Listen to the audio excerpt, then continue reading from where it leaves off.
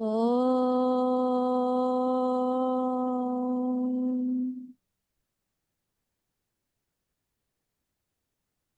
As maybe we will just read the paragraph we read last time. Yeah. There are two ideas about God described in the Shastras.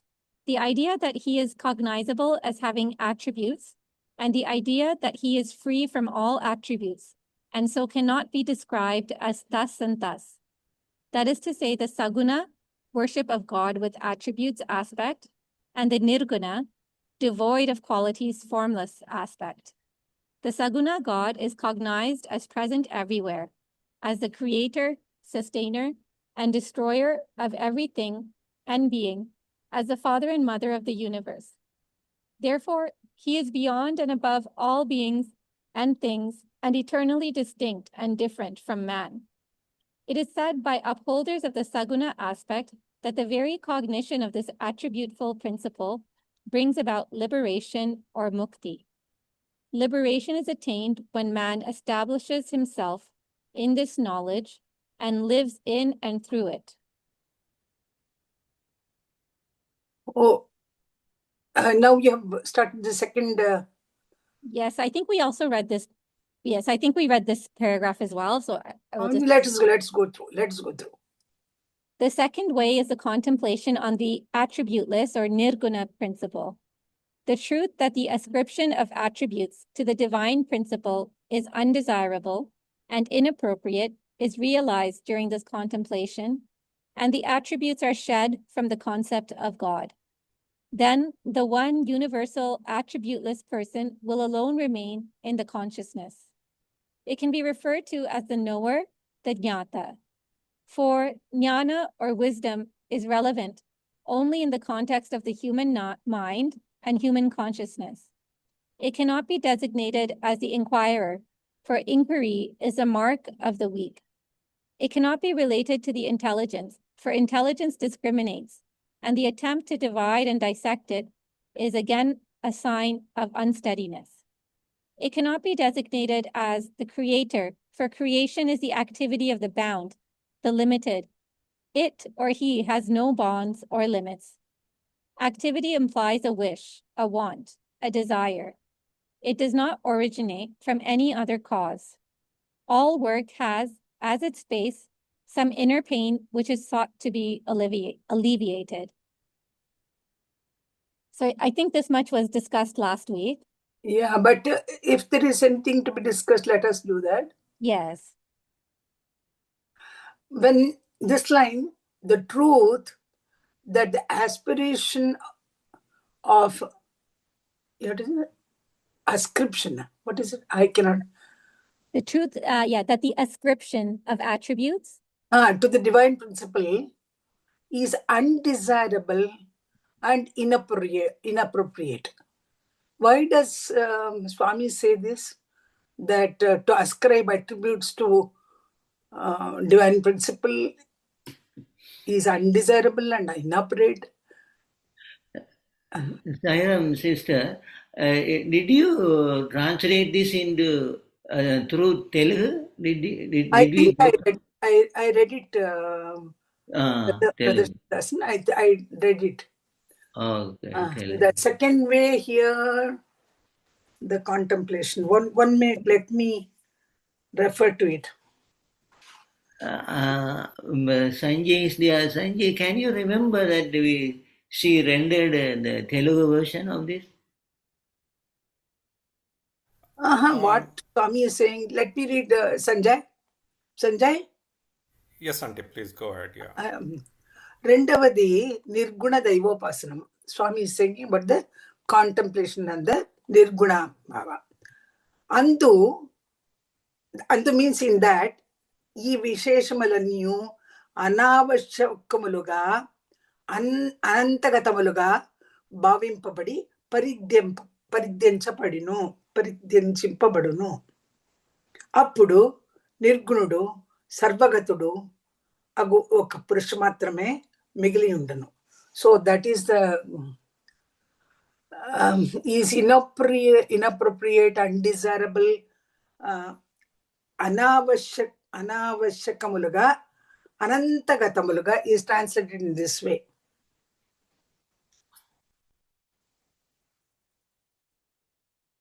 In Nirgunapasana, all these attributes which we referred to in the Sagunapasana are not necessary, and then it Anantagatamuluga. Undesirable, why should it be undesirable? Huh? Bolo. I have a translation from the AI. Can I just read it and you can see if it's... Yes. Yeah. The second is the worship of the Nirguna, attributeless God. Hmm. In that concept of God, all these attributes are considered unnecessary and merged into the infinite and are thus discarded. Okay. Yeah. That makes Anantagata is meaning it's going into the Ananta. Is going. Anantagata is here. It's not correct. Inappropriate is not the way how it. You read that sentence. How did you read that sentence? All these attributes are considered unnecessary Annavashikamu. And merged into the infinite. Merged into the infinite. Anantagatamulaga. Yes. Bhavimpapadi paridyam chimpapadino. And are thus discarded. Discarded is okay. Anantagatamulaga. Even that is okay. Infinite, merged into infinity. That idea, these are attributes are unnecessary. So everything is merged into the infinity. Infinite. Brahman. Brahman, yeah, into that. This translation inappropriate is not the correct translation for Anantagatamulaga. No, so Kalyani read it as merged into infinity or something. That is maybe. Yeah. Anantagatamulaga bhavimpapadi.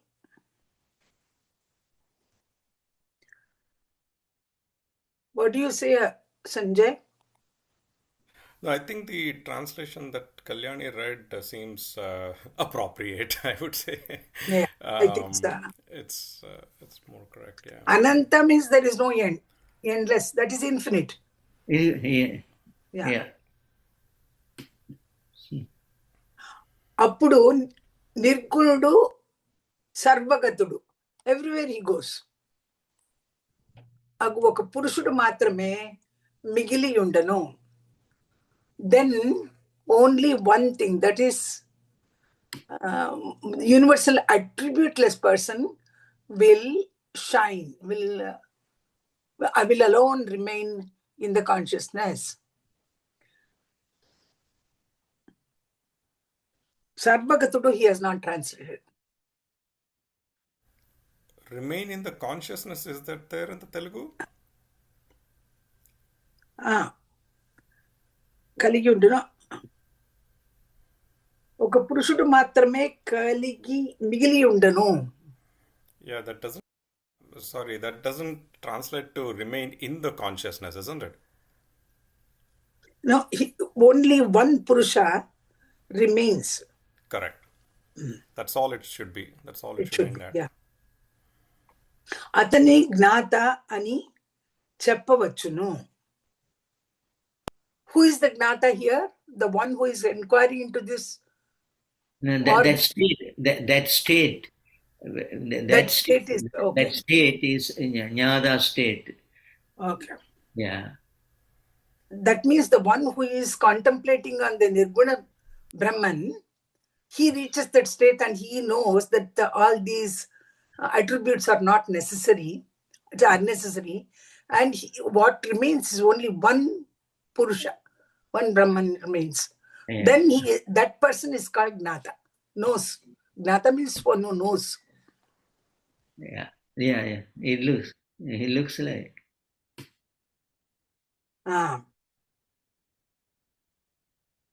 ఏలైనా జ్ఞానము మనుష్య మానసమునకే సంబంధించినది. Jnana is related only to human being's mind. Then the one... Yeah, that state cannot be called a jnani state. Jnani state is lower state. So better we can denote it as jnada because it's completely attributeless and merge. That is the very final state a human being can achieve, the jnada state. So it is not a jnani state. Jnani state is lower. That's what Bhagawan is trying to say.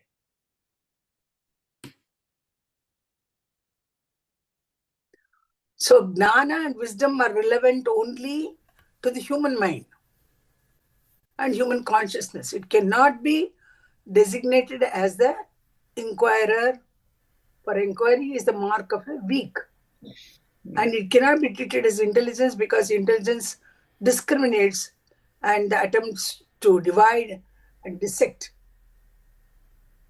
So it cannot be designated as it cannot be designated as the creator, for creation is the activity of the bound and limited. It has no bounds or limits. Auntie, Oh, can you read that line again where it says, then the one universal attributeless person will alone remain, and it can be referred to as knower. yeah. అతనిని జ్ఞాత అని చెప్పవచ్చును. The line before also, Auntie, please. నిర్గుణుడు సర్వగతుడు అగు ఒక్క పురుషుడు మాత్రమే మిగిలి ఉండును. That's the sentence. I can just read the translation I have for that.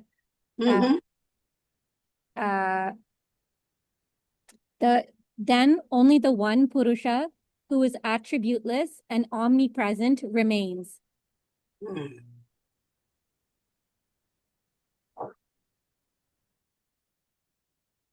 Now, after this gnata, this sentence comes, ఏలైనా జ్ఞానము మనుష్య మానసముకే సంబంధించింది. It is జ్ఞాన and everything is related only to human mind. And the next sentence after that? మానసముదే చింతన పరుడని చెల్లదు.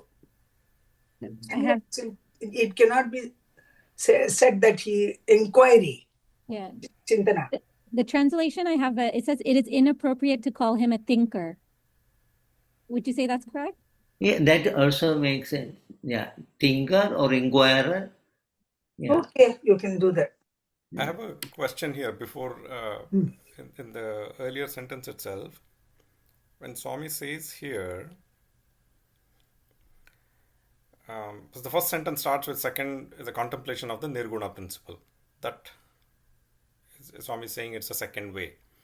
Then when he says, then the one universal attributeless person will alone remain, who is a person that is being referred to? Is it the one who takes the second way, or the one Nirguna Brahman is being pointed out to here? And that's what I also asked the question. The person who thinks Bhagavan as Nirguna Deivopasana. Upasana is done, contemplation is done on Nirguna Brahman. Such a person, I think it belongs to that person only. I too think so. That person, that spiritual aspirant of that stature. Even that spiritual aspirant also is Gnata. Yeah. Yeah. Later Swami calls him as a Gnata. Yeah. So can you discuss a little bit about Jnata, because what Jnata implies something to be known. Correct? Jnata, the very definition of Jnata means there is something to be known. Does it not mean that he is already a knower? What is there to know?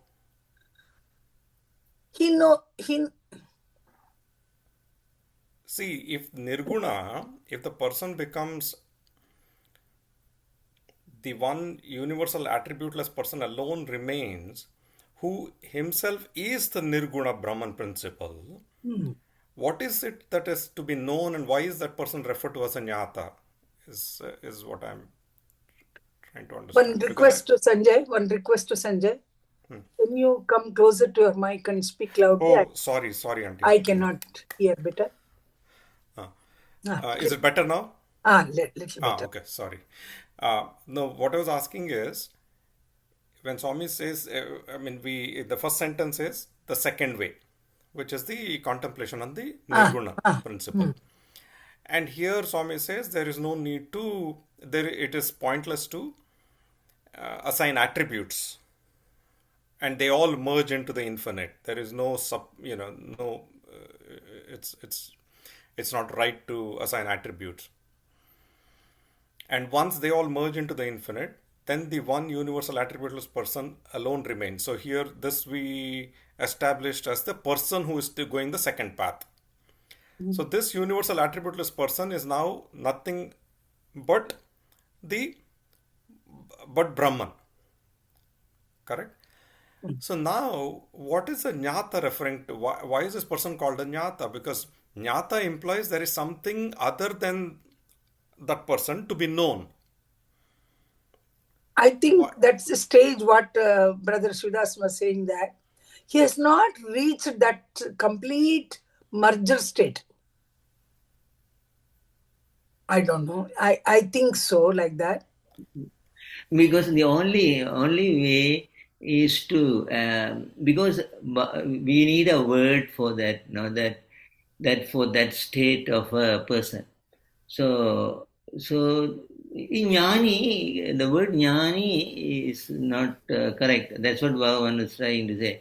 So jnada, at least put a word that jnada. When that when a person reached that jnada state, he will not discriminate, he will not meditate, he will not, nothing, mind work is nothing. So he is above the mind level, but still in the body, in the world, like that, no? So Nirguna Brahman is not within that state is a universal state, Nirguna Brahman state. So that life is in a body, but reached same as Nirguna Brahman, but still in the body. So in the world, that is what that word is given by the Sastras.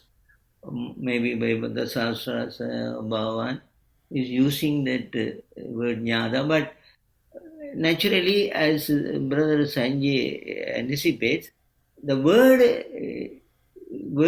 means, that means he knows something, no? So jnada.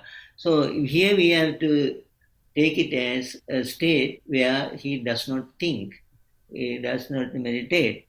He has almost become that Nirguna Brahman.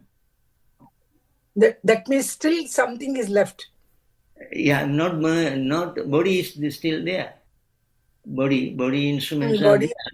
Consciousness, body, everything is there. Everything is there, but they are not working for him.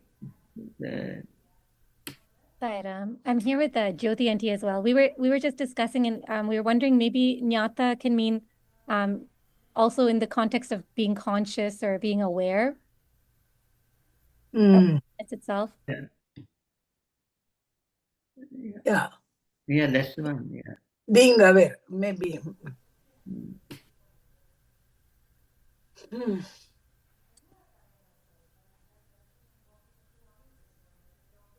Sanjay, are you okay? Okay. This is, thank you. It helps. So that person will not, cannot be called inquirer, because inquiry is the mark of a big person. And it cannot be related to intelligence, because intelligence discriminates. And it cannot be designated as a creator, because Creation is the activity of the bound. So that means that person is already, he has no bounds and Sister, creation, sister, what is in Telugu for the creation line? Srishti. Srishti? Oh, Srishtikarta. Srishtikarta. అన చెల్లదు, బంధమున చిక్కిన వారికి కానీ సృష్టించరు. They won't create until and unless, I mean, if they are in bondage, then only they create. Swami is saying that. బంధమున చిక్కిన వారు కానీ, the one who is bound by some limitation, they cannot create. So for that person, అతనికి బంధములే కలవు. Auntie, would you mind reading, and maybe Kalyani can read the AI translation from after the Jnata line, please? After the Jnata line, Kalyani, can you read that? Yes, Auntie.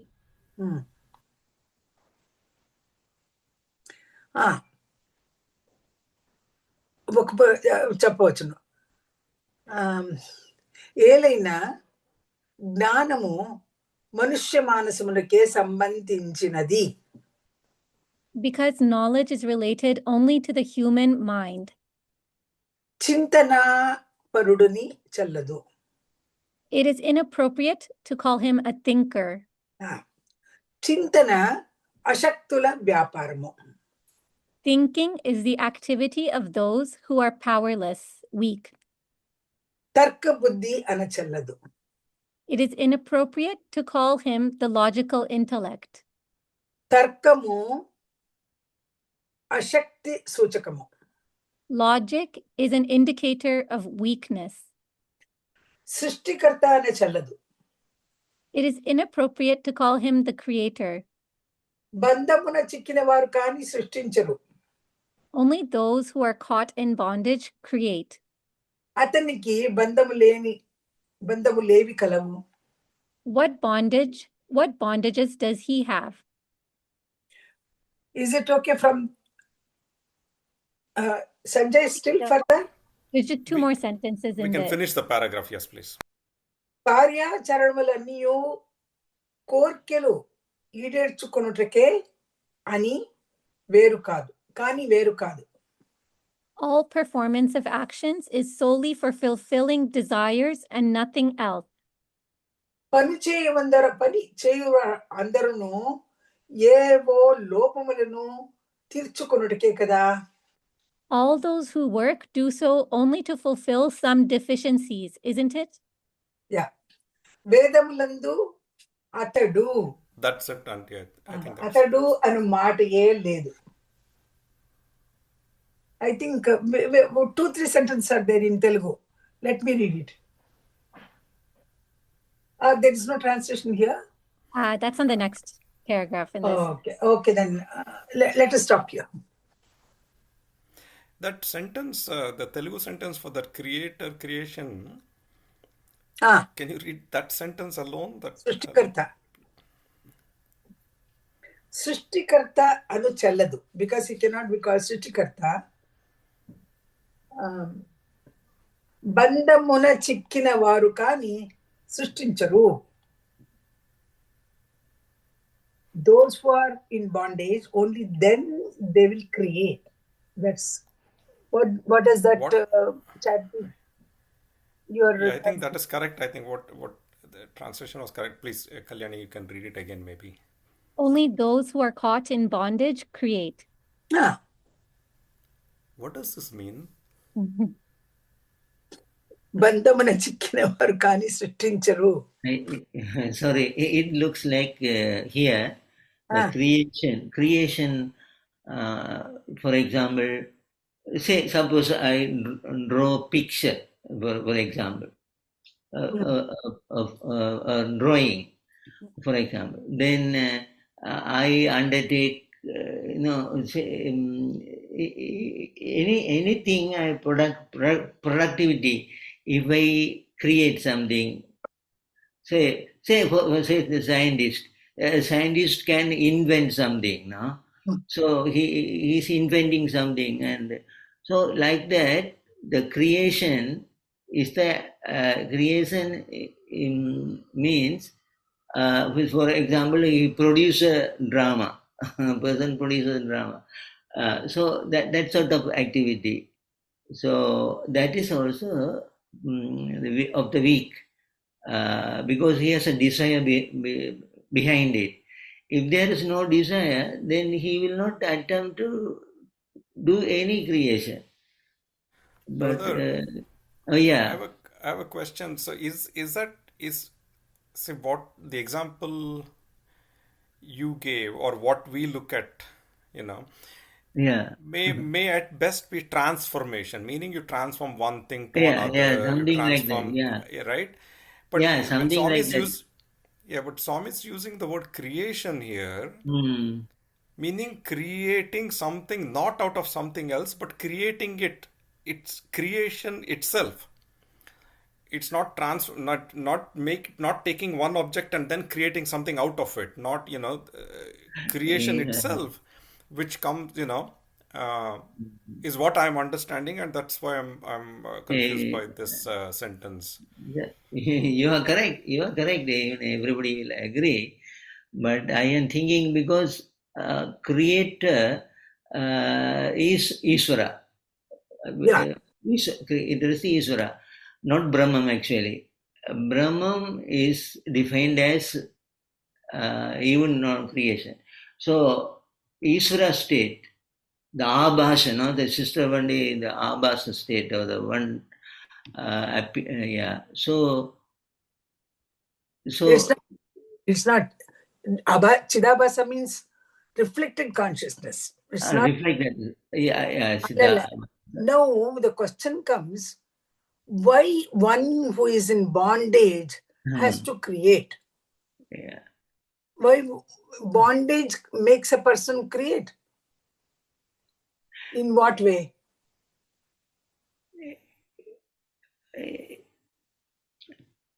Actually, we have to imagine I that. don't. Actually, I don't know what we we can't think. explain it. Well, yeah. Now somebody. Okay. Yeah. Okay. Was Ishvara in a bondage to create this new? Yeah. Saira. There's no creation as such. You see. Shairam. I don't. Maybe like if we just look at that poem that Swami wrote, like I separated myself from myself in order to love myself. So in the beginning there was one, and then when that one became two, I think already when one becomes two, there's some sort of a bondage that forms between the two. So I think whenever there's duality, there must be bondage, some sort of attraction or some sort of force in between those two things. So only in like a state of non-duality would there be no bondage.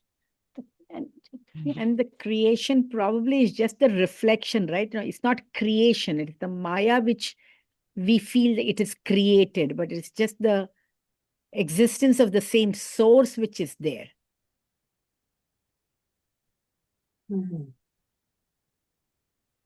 I don't know.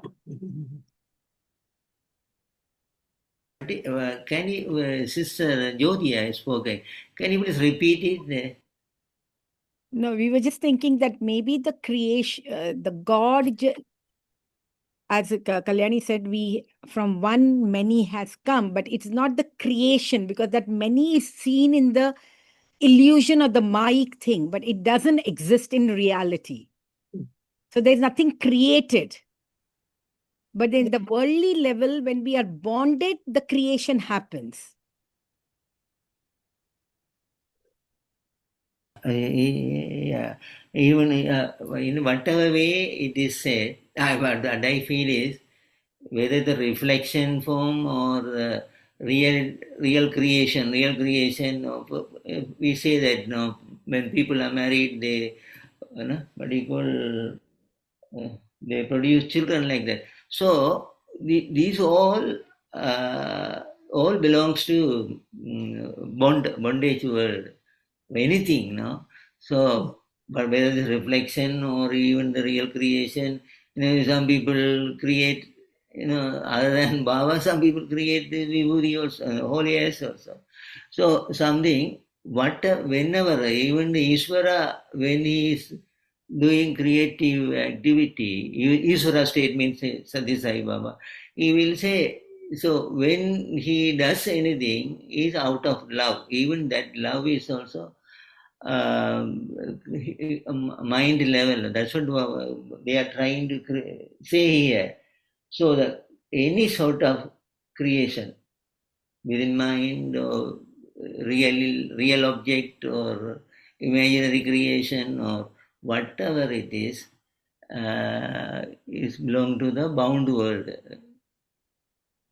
The only explanation what Kalyani read was, in duality, there is always bondage. So, because of that bondage, new creation has to be done. That's the only explanation which I agree with. But anyway, the others may differ from me. Please repeat, sister.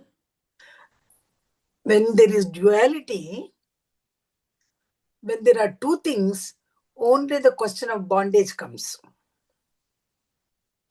When there is only one Advaita, there is non-dual thing, then there is no bondage at all. Swami here is in. So that person who is a Gnata has not reached yet that final stage. So he is still in. It cannot be designated creator. Creation is the activity of the bound and limited, he says. Lot of confusion. I don't know how to solve this.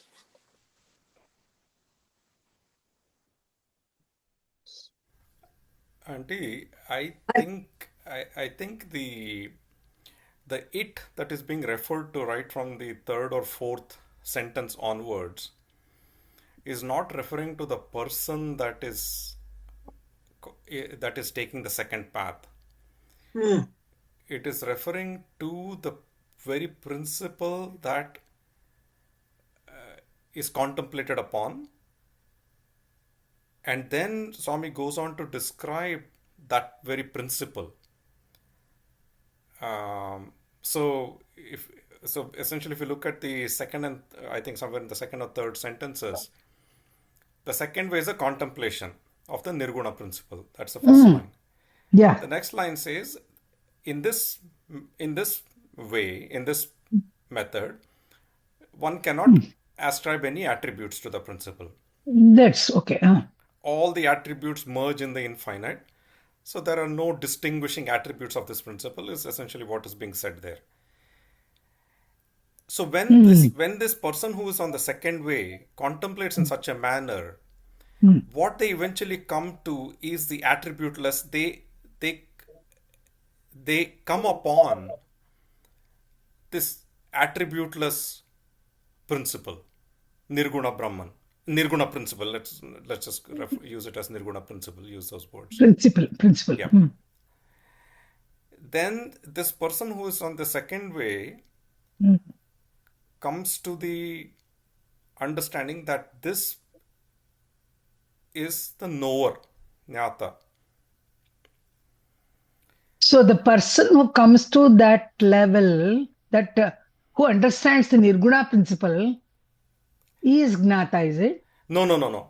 The principle is a Jnata. How I'm understanding is, because see, the one Jnata is Purnam. Okay. So there is nothing to inquire anymore for that principle, and that is what is being stated in the next few lines, with saying such a Jnata, that the all-knowing, all-pervading, all-knowing, all-powerful, the very fundamental substratum of the entire universe, does not. There is no second for that principle to know. There is no question of inquiry. There is no question of intellect. There is no question of intelligence. There is no question of analysis or logic. All that is being described in the next few statements. Lastly, it says this Nirguna principle is not even the creator, which is Ishvara, as Brother Shivdas correctly pointed out, is not even the creator. Because for creation to exist, there has to be, as we Bondage. just now, as you and Kalyani also mentioned, there has to be, I would use the word bound, not bondage has a slightly, in Different. English, it has a, A different has a meaning. different connotation, right? So I would say there's a relationship, there's a cause and effect relationship for creation to happen. Okay. Because there has to be something to be done for activity to occur.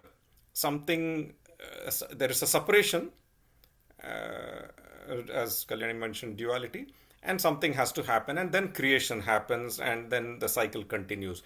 So essentially what Swami is saying is the principle that's been contemplated on and the realization that this person comes to in the second principle, the second way, is that this Nirguna principle is not even the creator, it is all-knowing, and so on, is what I understood here. So, all the while we were thinking about a person who was contemplating in this way. Now we are saying that it's a Nirguna principle itself. Because Swami is referring to as a it, right? So that's how I'm understanding. I could be wrong, but I thought I would share that here. No, I So think we can accept brother's viewpoint. Sanjay, yeah. Yeah, because only I was, my concern was whether this person will be living in the world after that state or not. Now, I think, brother, I don't think Swami is addressing what happens to the person who contemplates. Swami is only describing the second way. And what is the destination for that way? Like you take a road from here to, I'm going from point A to point B. Swami is describing how I'm going from taking this particular route from point A to point B, and what happens when I get to point B. It's not changing my state there. What is it that I will see at point B? What will I encounter at point B? That is how I understood it. It's not the person itself. Because here the person is, the universal attributeless person is Purusha, is referring to the Nirguna principle, I think, and not the person who is contemplating. That is the where we mistook. We thought, contemplate, the person who contemplates on Nirguna principle, all these things happen to him or her, whatever it is. But here what you are saying is the principle itself is attributeless, and it has no place for inquiry. It doesn't inquire, or it doesn't come under the influence of intelligence. All this, what you are saying is, it all refers to principle itself, not the person who is contemplating. Correct. Right. That's what I yeah, understood. that's what he is saying, and we can agree 100%. We can agree. So only my concern was, for example, a person who attained the highest samadhi state, he reached the nirvikalpa, nirguna samadhi. Savikalpa samadhi or nirguna. Nirvikalpa, no thought or anything. He reached that state. That state is not. It is not a being. It is not a person. That state is a nirguna state. So both are identical. Nirguna Brahman and that aspirant who reached that the highest samadhi is both are identical. So whether we can take it that way, or we can, as Brother Sanjay said, we can think about the principle of that state of that. Anything, yeah, that's okay, because it is a state, actually, definitely. It is not a person. It is not a person, it is a state. So what brother said is correct, no? That view. We can accept it. Yeah. Sanjay, why I took this idea that there's a person? Because Swami is saying, Rendavadi Nirguna Daivopasana. Daiva Bhavamu Andu ఈ విశేషములన్నీ అనావశ్యకములుగా అనంతగతములుగా భావింపడి త్యజింపబడును. That means he is that person who is, that's why I took that aspirant name. Here, if the first few sentences, do you agree that it, the sentence which I just now read, it refers to an aspirant or the divine principle itself? What do you say? No, and I don't disagree. I think it can be looked at that way also. In my understanding, Swami is not necessarily talking about the evolution of the person who takes a second way. He's not talking about what changes happens to the person, but he's actually rather talking about the actual way. In the way, when you're, let us say, because it's talking about the contemplation of Brahman as Nirguna. And Swami is pointing out to some of the things to be aware of. Let us say I sit down and say, like, I am going to start meditating on the Nirguna principle. Okay. How challenging it becomes. So it's pointing out to everything that we know has to be discarded when we talk about the Nirguna. Everything that we attribute today to, let's say I'm meditating on Swami, and I'm meditating on Swami as omniscient Swami, right? All that has to be dropped. Discarded. All that has to be dropped. And Swami is I essentially saying that is the path. Meaning that is the way, and anything that arises in my mind, like as an attribute of this principle, has to be dropped. To even know that, oh, this entire world exists because of this principle, no, that also has to be dropped. Because this principle did not create this world. Is why I was thinking this is basically this paragraph, just like in the previous paragraph talked about the contemplation of Saguna principle. This is just talking about the way of the Nirguna contemplation Nirguna principle, not necessarily the transformation that occurs in the person who is taking the second way.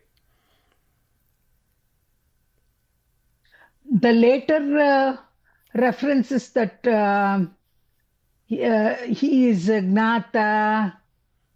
No. He is not an inquirer. He is not going to use his intelligence. All these are, you say that it refers to the divine Nirguna principle.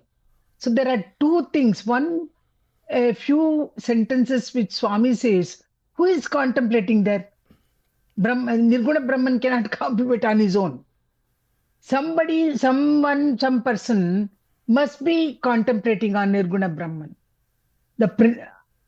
If we refer to those 2-3 sentences, Swami, I think, clearly says that he is bhavimpabadi, anantagatamuluga bhavimpabadi,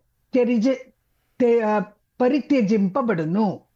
So who is dropping it? Who is discarding it? Somebody must have been contemplating on Nirguna Brahman, Nirguna principle, and then he is ready to discard all the other things. That's whatever we have referred to as Saguna Brahman is discarded. That's, I feel we are getting unnecessarily into this confusion. I don't know.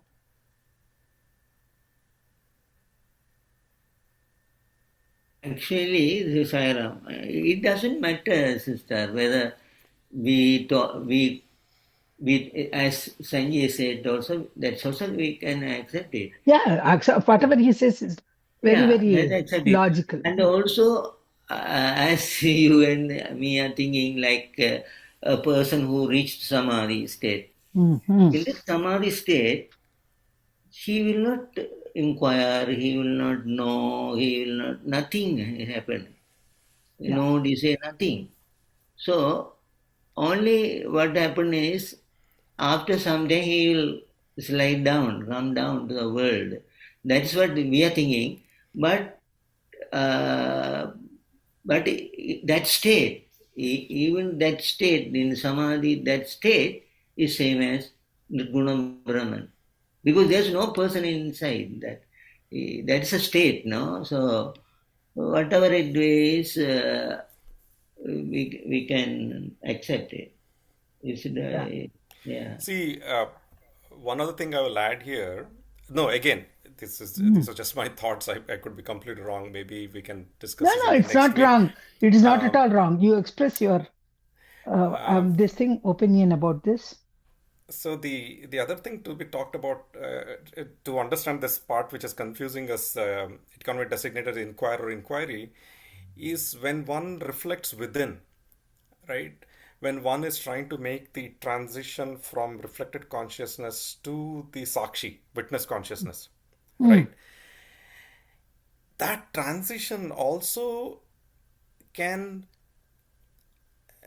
see there is a huge barrier from one to the next, because as reflected consciousness you're still inquiring, you're still using your intellect to discriminate between what is Nitya, Nitya. satya and nitya, nitya, satyam, mityam, right? You're constantly trying to divide. Maybe Swami is trying to point out that even thinking that even doing all that is not done by the nirguna principle. As the person who is taking this path, to what you were saying, if it's the individual that is taking this path, when you sit in contemplation and you are, if let's say the thought arises in me that it is the Brahman that is guiding me. That's the Brahman that is helping me distinguish between Nityam, Anityam. Or that is helping me doing this vichara. And then maybe Swami is saying that is not the Nirguna principle. Yeah. See, the first two sentences, I will read it out again in Telugu, so that you decide whether it is the person aspirant who is contemplating on this Nirguna principle, or Nirguna principle itself has got all these. Now let me read. Rendavadi Nirguna Daivopasana. Upasana means somebody is contemplating. Isn't it? That's a way. There's a second way. Daiva bhavamu andu ee visheshamulanniyu anavashakatamaluga anantagatamaluga భావింపబడి పరిత్యజింపబడును. అప్పుడు నిర్గుణుడు సర్వగతుడు ఒక పురుషుడు మాత్రమే మిగిలియుండను. అతనిని జ్ఞాత అని చెప్పవచ్చును. So when we come to the next sentence, ఏలైనా జ్ఞానము మనుష్య మానసమునకే సంబంధించినది. Okay. So when he reaches that stage of okay. No, Auntie, if I could stop. So no, thanks for reading this again. See, I think the way. So you cannot assign any attributes. Then what remains is the universal attributeless principle. Okay. Then Swami says here, he can be referred to as a jnata. That that's principle what that remains. But then Swami is countering, saying that no. I think that is what is being said here, because first he says jnata, but then he says no. Knowing is only in the dimension of the mind. Okay. జ్ఞానము మనుష్య మానసమునకే సంబంధించినది. And this goes back to the original point which I asked, like, what is there to be known? So I think Swami is basically saying this is a mistake that can happen. That can what remains can be referred to as jnata. But then Swami immediately says cautions us by saying, like, no, knowing only applies to the domain of the mind. Mind. And here inquiry, then logical, and then he says, Korkelu Eder Putuke, we take up Karya Charana, just to satisfy our wishes, we take up some kind of action. So essentially what Swami is saying is, when you take the second path and you arrive at the universal attributeless person, Yeah. then all these other things have to be negated. Meaning none of this has to, the what remains is not the jnata, is not a knower, because knowing exists only in the mind. He's not an inquirer, not an intellect, doesn't need Not a, yeah. He is not. He is tarkamo ashakti suchakamo. Even though argument is a sign of weakness. Correct. Also, is not the creator, because for creation it has to be bound. So essentially, Swami is describing what is this universal attributeless person that remains once one stops ascribing any attributes to it. Yeah. Yeah. This understanding is, it's a little bit. I was thrown off initially when Swami says Jnata, but now I understood it better when you read it again now. Yeah. So, Vedamulandu Atadu. Yeah, you have not read it. Kalyani, shall we go further, or? And maybe just one other point about this line, where he can be referred to as jnata. Then the next line says, because knowledge is related only to the human mind. Yeah. Can we take it as the subject and the object? Because all knowledge, all things that can be known are related to the human mind. But the subject, the knower itself, is beyond that. You see? Yeah. There duality was there. Duality, what you say? No, duality. Sanjay, just one question is, when you're saying Nirguna principle, is it the origin source you're talking about here? Is Swami saying about the origin source which has no attributes, no form? Is that because it doesn't create? Is it that the Nirguna principle what you're referring to? I think that is what Swami is referring to. But isn't that source, if we consider that Nirguna aspect, principle as source, then it is still Satchitananda, right? From that perspective, that knower is that chitta, that awareness, it could be that. Just a question, like, is that awareness is what Swami is referring here as the knower? So he cannot be knowledge, because all knowledge is only within the human mind. But instead of that, he is knower, like the. Yeah, so that means the amanaska state, no? That's what we are trying to say. The aspirant is now in the amanaska state, no mind. So the no mind is the highest samadhi state, no? So in that state, this anything that is described here is not there. So he's absolutely Brahman himself. So that what Sanjay is saying, that state, we don't differentiate whether it's in the person or outside person, but whatever that is described is that Nirguna principle state.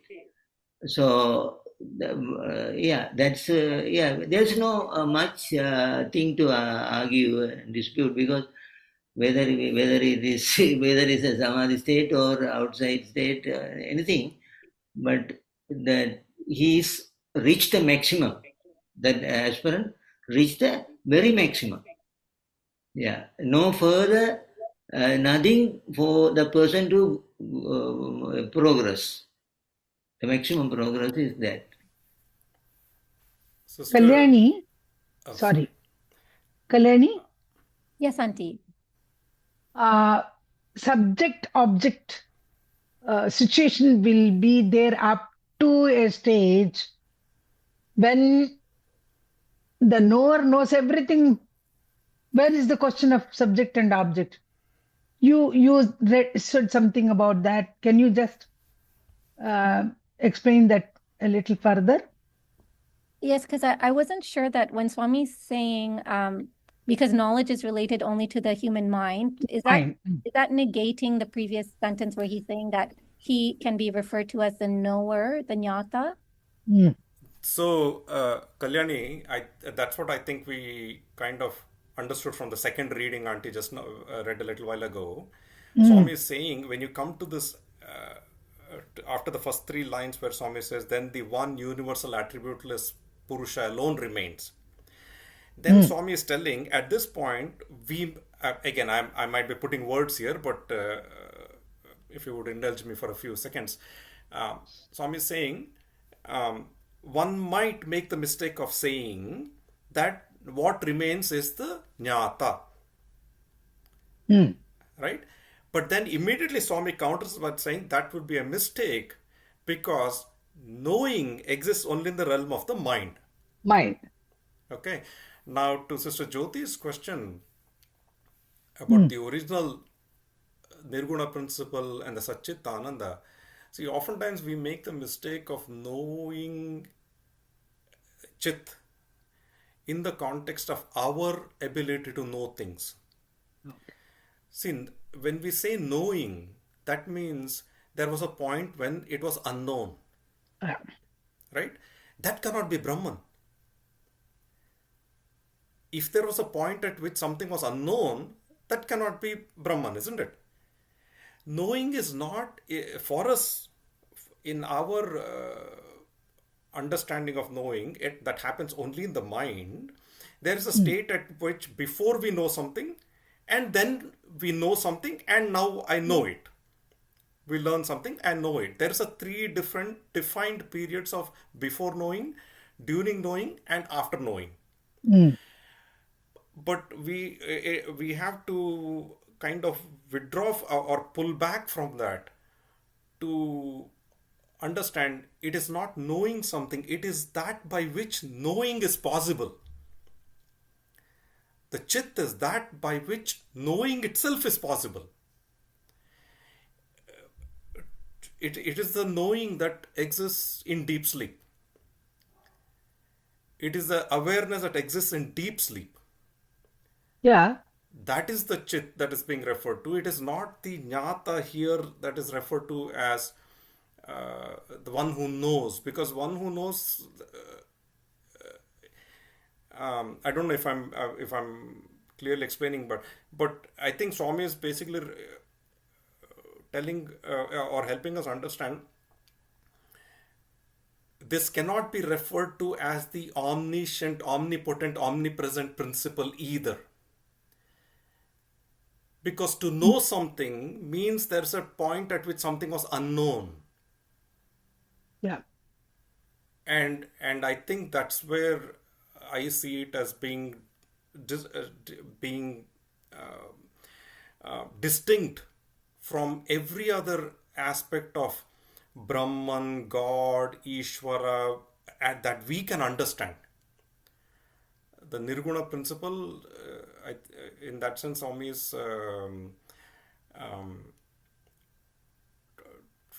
is trying to tell how difficult a way it may be. I'll stop here. I don't know.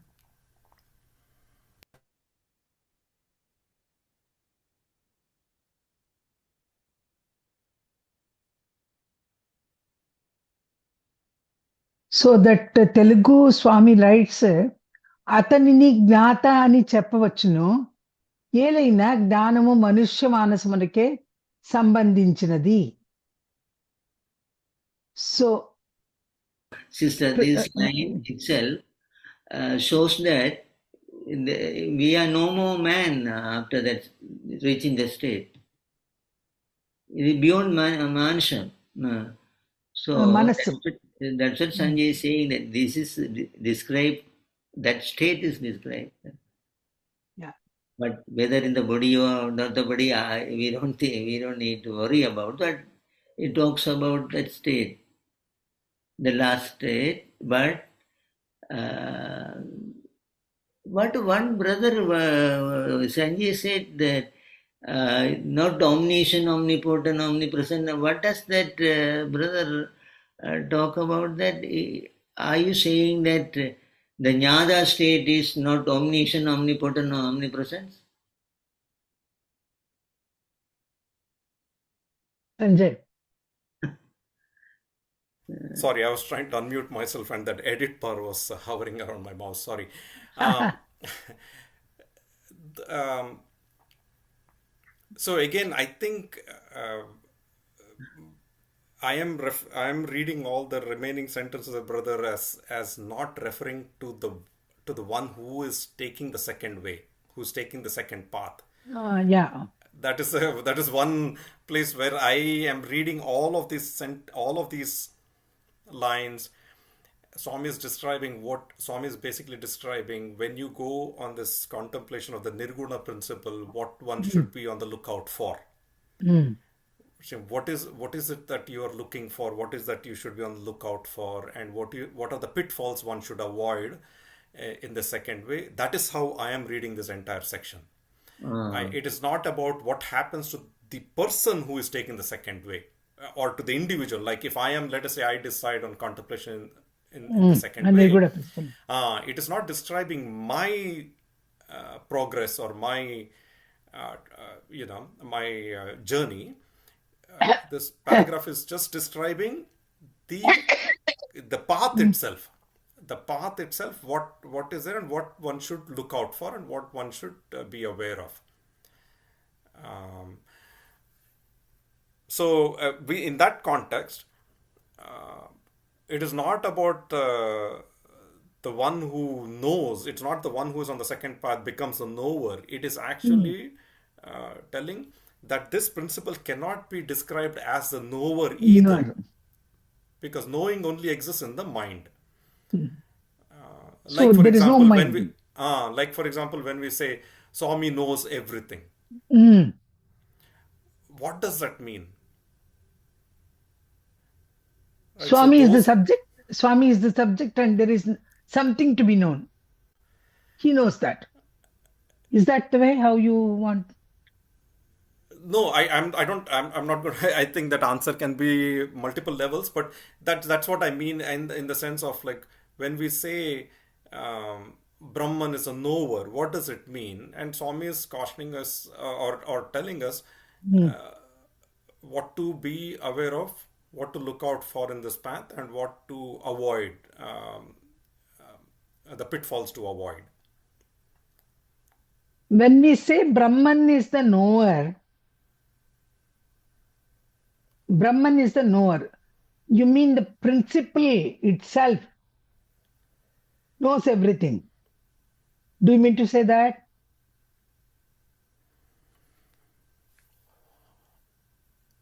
Is it right to say Brahman is a knower? No. You said Nirguna Brahman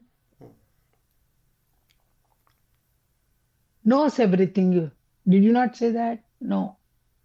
Sorry if I am mistaken. No. What I was asking was, the way I understood it, Swami is saying the principles of omniscience, omnipresent, omnipotent that we normally ascribe to God. Swami says even those don't apply to the Nirguna principle. Yeah, because they are all related to the mind of man.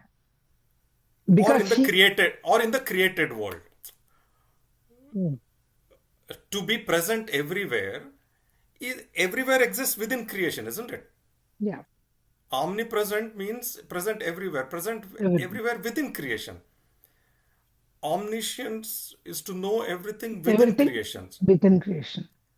So that's how I understood it, Auntie, that even these three principles that we normally ascribe to God or to omnipotent, omniscient, they also don't apply to the Nirguna principle, is what I was understanding. Yeah.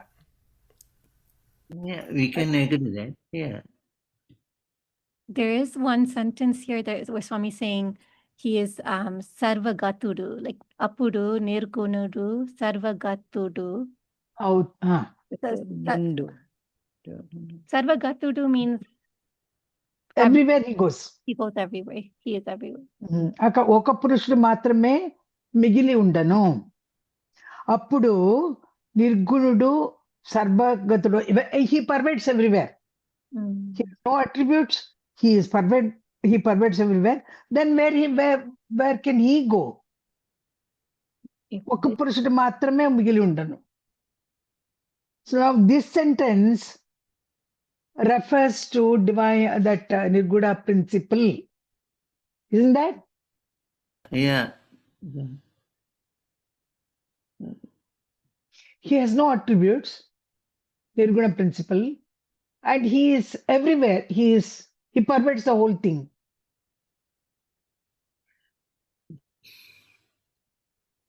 Sarvagatudu.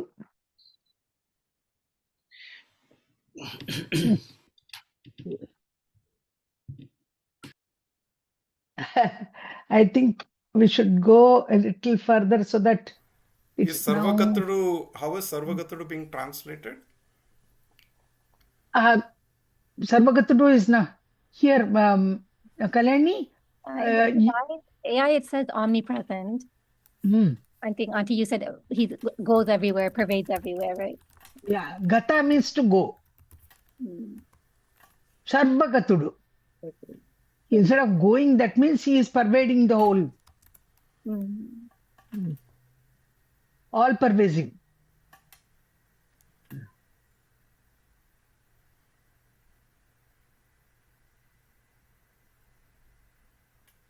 So that sentence itself is a big revelation that he is no other than Nirguna, Nirahara, Brahman. So one meaning or one inference of Sarvagatudu that I see is all pervading Akasha.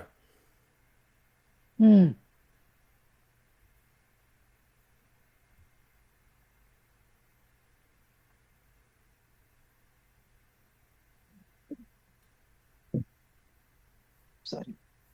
For the omniscient, omnipotent, omnipresence, what are the Telugu words for these three? Sarvagatudu is all pervasive, all omnipresent. No. But space, when he mentions about Akasha, it's only space. Isn't that, Sanjay? Akasha here means nothing else but space only. Auntie, Akasha here, it could be space, but I was using it in the context. Remember earlier in Sathya Sai Vahini, Swami talked about all of creation is a combination of Akasha and Prana. Akasha. There, Swami Akasha, I think he referred to as. Akasha is not a concept itself. It's not one of the fifth element that is referred to as Akasha. No, but not it's at Akasha all. and Prana, as in Akasha being Brahman itself. Yeah. Brahman itself. I think better we stick to this meaning, Sanjay. Okay. That let us not confuse ourselves. What I feel is first sentence, that అప్పుడు నిర్గుణుడు సర్వగతుడు ఒక పురుషుడు మాత్రమే మిగిలి ఉండును, అతనిని జ్ఞాత అని చెప్పవచ్చును. That జ్ఞాత, who is జ్ఞాత here? Is he the person who was contemplating on nirguna daivapasana, or the nirguna principle itself a gnata? That is the question now. Matter, no, sister, whether you're talking about the person or the state, it doesn't matter. So, yeah, let us think about that state. Yeah, but Brother Sanjay is pointing out is that this is not an easy path. So, Baba is pointing out the, don't think that it is easy to follow, because this state is highly the last state. So people imagine, we are meditating on Nirguna Brahman or something like that. The formless, attributeless. So this is humanly impossible. That's what Sanjay is trying to say. So Bhava is saying this is the state. So once that state is reached, that's it. That's the final thing. Yeah. Yeah, but so it doesn't matter actually whether we are talking about the person evolved into that state or is described as that state, it doesn't matter. Because after all, there's nothing, no two. Actually, no two. Only one. One exists. But so, only one exists. But out of our Maya, our deluding power, we think these are two, no?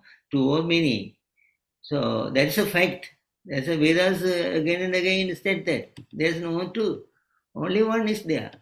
But we deluded ourselves into thinking as two or three or many. So after all, so this state is going beyond the mind, amanaska state. So in the amanaska state, it is same as nirguna parabrahman state. So we don't need to worry too much about that.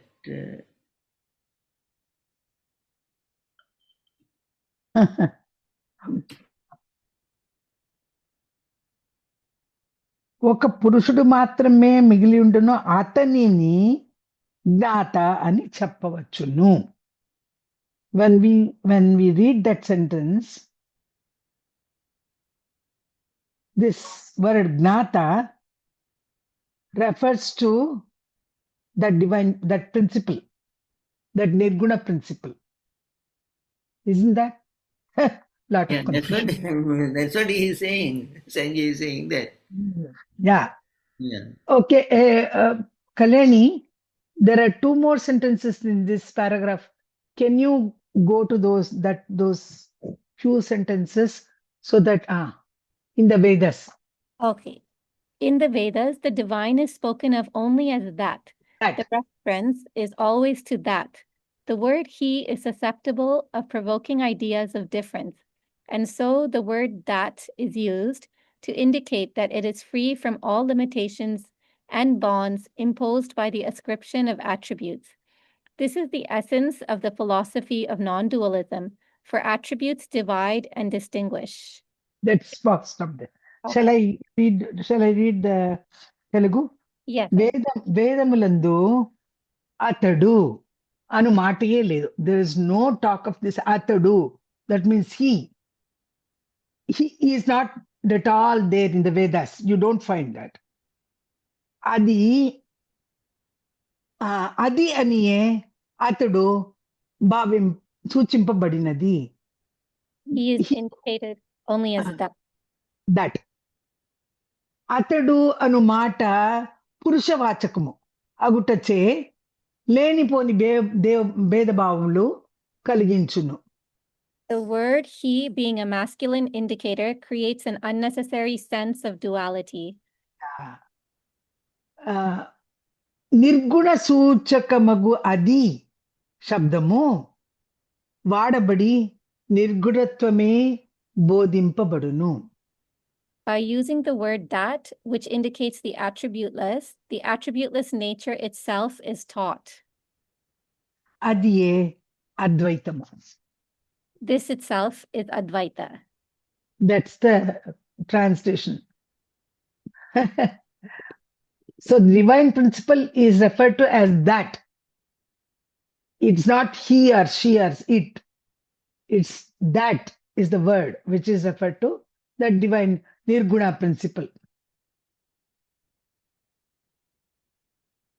So Swami is saying that unnecessary question of gender here doesn't arise at all. And this is the essence of the philosophy of non-dualism, for attributes only divide and distinguish.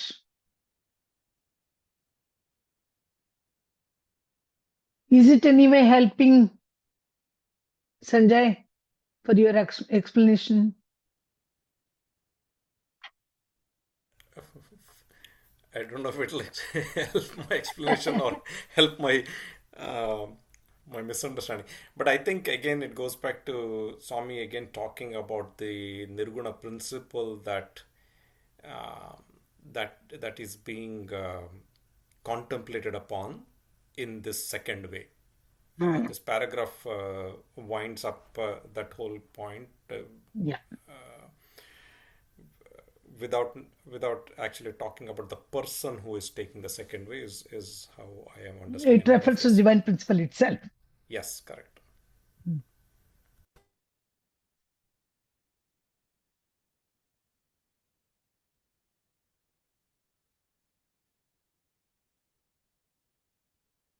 Essentially, see, for us who use a mind for everything,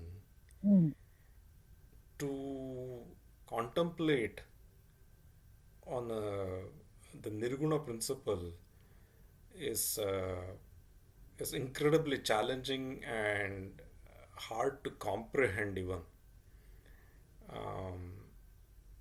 And Swami is just highlighting some of the challenges that will come up in this path.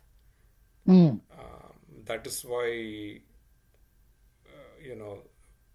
the worshipping, whether it's through bhakti or all, the worshipping Saguna Sakara God is an easier way Yeah.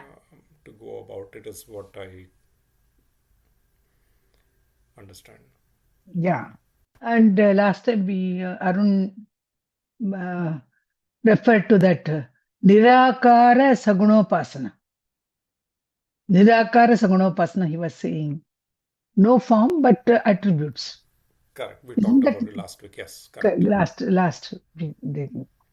Saguna Nirakara, that's a word. Yeah. Yeah, sorry. Nirakara Saguna Nirakara.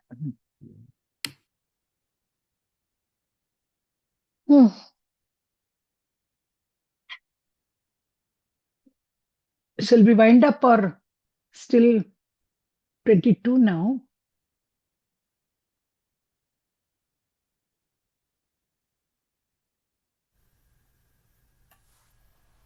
Also, Bhagavan used to emphasize the Tattvamasi Mahavakyam mostly because Tattvam. That you are. That thou art. Thou art. So there's no Bhava says there's no that, there's no Dvam. Only one. Asi, both the same. Tat and Tvam, both are same. That's the Asi Bhagavan explained as both are one and the same. That's a word indicates according to Bhava's explanation. So Tat, Tvam, both are one and the same. So when we contemplate on that, the question is, now the Sanjay also putting the question is that, is it not mind? When I contemplate Tattvam Asi, does not the mind come into play? That's the question. No? So sometimes the thing is like that. Heart. When you feel inside the heart, not the mind, heart. So when you in the very bottom of the heart, if you feel that that tattvam both are same, then that is a way. That's a nirguna path actually. So in Gita, when brother said that in Gita this is also accepted. Nirguna nirahara upasana also accepted. So that's what last time we gave definition. They tried to give definition. So not concentrating on one form only. That that. So when say the nirguna nirakara, last time we analyzed that we should not consider only one form as a divinity. Every form is divinity. So that's the explanation we discussed last time. But Bhavan, Mahavakya, Bhava speak about Mahavakyas very highly. This all Aham Brahmasmi, Tattvamasi, Prajnanam Brahma, Ayam Atma Brahma. Bhavan again and again saying that the Vedas have said there is no difference at all. Why you are thinking, why you are contemplating as different? Why are you wasting your time? That's what Bhagavan's exhortation everywhere when he spoke about the Mahavakyas. He's saying you are fool because Veda saying this one, openly saying this one. Why you differentiate? Why you look at as the two things? So that understanding, no, that understanding will lead to that Nirguna Nirahara state. That's what Bhava is saying everywhere. So whatever it is, we can think about later. As long as the mind exists, Yeah. we think not with our heart, with our mind only we think. Yeah. It is the realization. When we realize that Tattvamasi, we are nothing but that Brahman, yeah. That stage only can be realized, not to think about the thinkable or not to argue about. No, that is not. The mind is still playing a game. No. That's what we say. Hard. You feel it. That's what. You feel it. We don't repeat it. We don't realize repeat it. We feel it. Yeah, that So realization. It is called realization. These are the points. Everywhere the people are saying, "Who am I inquiry?" So who am I inquiry? Is a work of the mind. That's an inquiry. That's what I mean. Yeah. Until the mind exists, we cannot say that we are one with Brahman. When we reach beyond the mind, only then that realization will come. Okay, I think we'll stop here. 4:27 now. Kalyani? Yes, I will do the closing. Amma? Shanti, shanti, shanti.